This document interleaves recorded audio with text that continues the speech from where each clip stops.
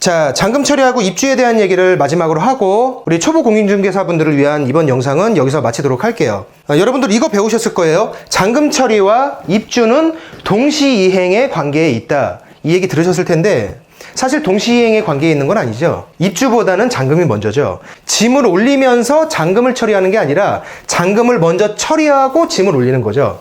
현실에서는. 때문에 이 잔금 처리하고 입주하는 과정을 여러분들이 좀 편하게 분위기 좋게 진행을 하시려면 도착해서 잔금을 처리하게 하는 것보다는 여기서 이삿짐이 출발할 때 이때 잔금을 송금하면서 이삿짐을 출발하도록 여러분들이 미리 그렇게 유도하시는 게 좋아요.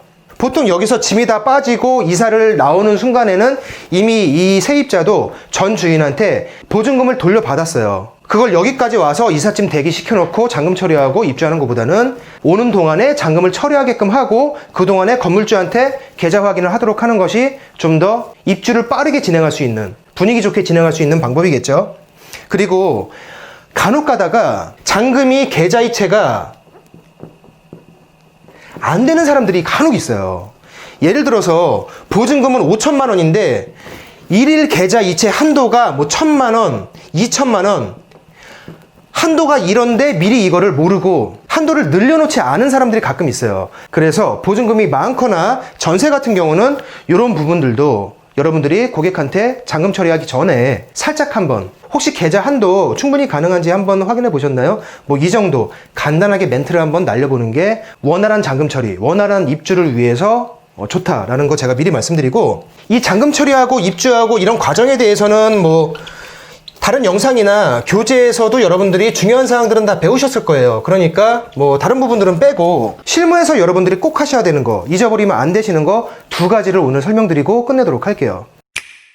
자, 예전에는 우리 공인중개사의 업무가 어디서 끝이 나느냐, 여기라는 게 지배적인 시각이었어요. 그래서 물건 준비 잘 해주고 권리 분석 잘 해주고 조건 조율 잘 해주고 계약서까지 이상 없게 안전하게 잘 써줬다면 그 이후에 벌어지는 일에 대해선 공인중개사와 관련이 없다. 과거에는 이런 시각이 지배적이었습니다. 그런데 요즘에는 공인중개사의 업무의 끝은 여기가 아니라 여기다. 잔금이 안전하게 들어가는 것까지 확인해야 한다. 그리고 계약서 작성하는 순간부터 잔금 처리하는 순간까지 그 과정 중에 어떤 특이사항의 변화가 없는지 이것까지 확인을 하는 것이 공인중개사의 업무범위다. 이런 시각이 대표적이고 법원의 판례나 이런 것들을 봐도 여기까지를 우리 공인중개사 업무의 끝으로 보는 그런 대부분 판례들이 많이 있어요. 그래서 제가 지금부터 설명드릴 두 가지는 여러분들이 실무에 있어서 굉장히 중요한 거고요. 계약을 우리가 많이 하는 것도 중요하지만 안전하게 끝맺는 것도 굉장히 중요해요. 자, 첫 번째. 자, 우리가 등기부등본이나 뭐 건축물대장 이런 공적 장부를 잔금 처리 시에도 확인하셔야 됩니다. 우리가 계약서를 작성할 때 이걸 한번 확인해 봐요. 그죠? 주인을 확인하기 위해서, 근저당권을 비롯한 채권을 확인하기 위해서, 소유권에 어떤 변화를 줄 수 있는 특정한 사정이 있는지 그런 것들을 확인하기 위해서, 그리고 위법 건축물이 있는지 이런 여부를 판단해 보기 위해서 건축물대장이나 등기부등본 같은 것들을 우리가 이 단계에서 떼어보죠. 그리고 계약서를 작성하죠. 그죠?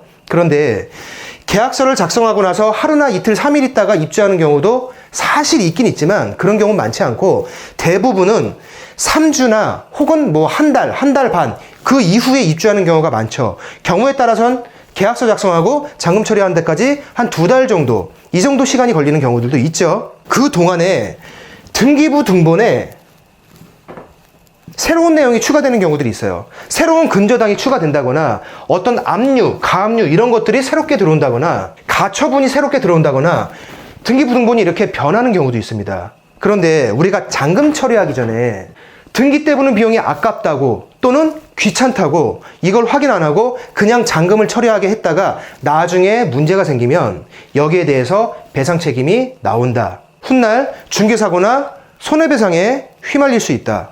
그리고 이런 경우에 요새는 실제로 해당 공인중개사가 일정 부분을 배상해라 라고 이런 판결이 요즘에는 많이 나오고 있어요. 그러니까 첫 번째, 계약서 작성할 때 확인해 봤겠지만 잔금 처리하기 직전에 반드시 공적장부를 다시 한번 확인해 볼 것. 이게 첫 번째고요. 두 번째는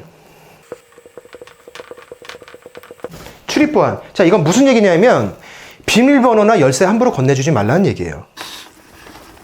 자, 이것과 관련해서 예전에 실제로 있었던 사건을 제가 하나 소개해 드릴 건데 이해를 좀 돕기 위해서 약간의 각색을 해서 설명해 볼게요. 자, 이런 경우가 있었어요. 잔금 처리하기 전날 손님이 비밀번호를 알려달래요. 왜? 청소를 하겠다는 이유로.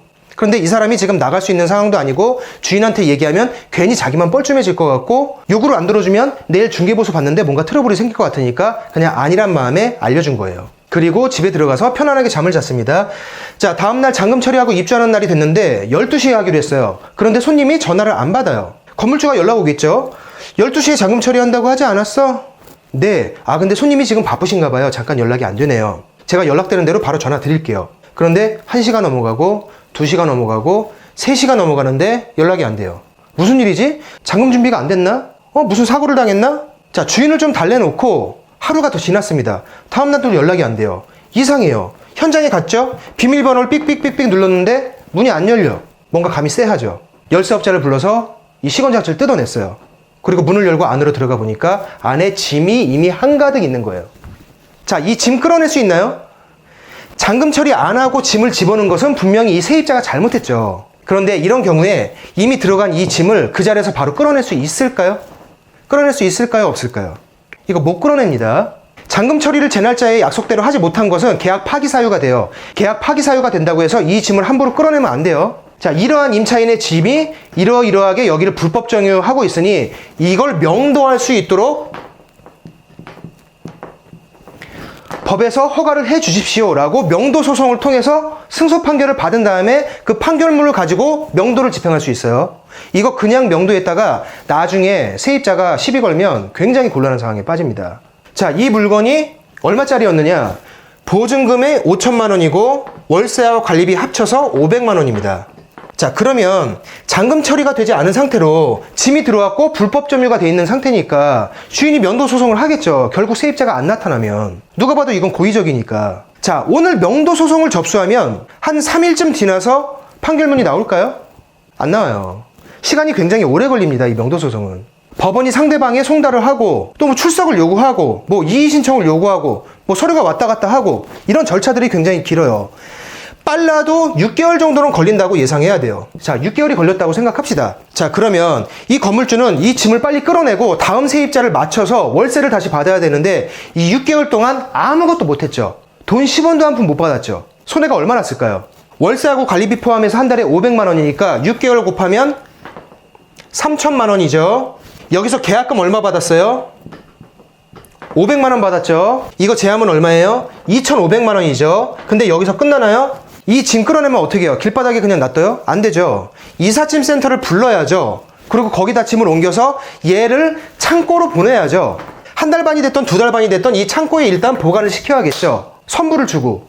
자, 그 비용까지 합하면 주인이 본, 이 건물주가 본 손해는 상당히 많겠죠. 자, 이 일이 지금 누구 때문에 발생했을까요? 건물주의 잘못일까요? 아니면 임차인이 잘못일까요? 공인중개사의 잘못일까요? 1번은 임차인 잘못이죠. 그런데 임차인한테 이거를 지금 받을 방법이 없어요. 그럼 건물주는 그거를 자기가 손해보고 그냥 끝날까요? 해당 공인중개사한테 김대리, 이 과장님 세상 살다 보면 나쁜 사람 되게 많아. 자, 우리 그냥 손해는 봤지만 좋은 경험 한 셈 치자. 건물주가 이러고 끝낼까요? 아니면 뭔가 해당 공인중개사한테 뭔가 들어올까요? 비밀번호를 여러분들이 왜 보안을 지키셔야 되는지 아시겠죠? 잔금 처리하기 전날 청소나 기타 다른 이유로 좀 비밀번호를 알려달라는 요청이 왔을 때는 여러분들은 그 자리에서 알려주시면 절대 안 되고 여러분들이 직접 가셔야지 돼요. 직접 가셔서 문을 열어주시는 게 맞습니다. 그리고 해당 볼일이 끝나면 여러분이 직접 시건장치를 다시 안전하게 해놓고 그리고 돌아오시는 게 맞아요. 이 과정이 좀 불필요해 보일 수도 있어요. 그런데 안일하게 생각하고 비밀번호를 아무 생각 없이 그냥 넘겨줬다가 혹시라도 문제가 있게 되면은 여러분들 대박 맞을 수 있다는 거. 좋은 쪽이 아니라 나쁜 쪽으로 대박 맞을 수 있다는 거. 이거 여러분들이 꼭 명심하시기 바랍니다. 자, 다시 한번 말씀드리지만 계약은 많이 하는 게 좋아요. 왜? 우린 돈을 벌어야 되니까. 열심히 하고 많이 계약을 하는 것도 좋지만 그 계약이 안전한 상태로 마무리가 될 수 있도록 마무리까지 신경을 쓰는 거. 이것도 굉장히 중요한 일입니다. 자, 지금까지 굉장히 많은 시간에 걸쳐서 초보 공인중개사분들, 이제 막 중개업을 시작하시는 분들을 위한 영상을 좀 찍어봤는데 정주행 하시느냐고 고생 많이 하셨어요. 다음 영상에서 여러분께 당부드리는 마지막 얘기 하나 더 하고 끝내도록 하겠습니다. 고생하셨습니다.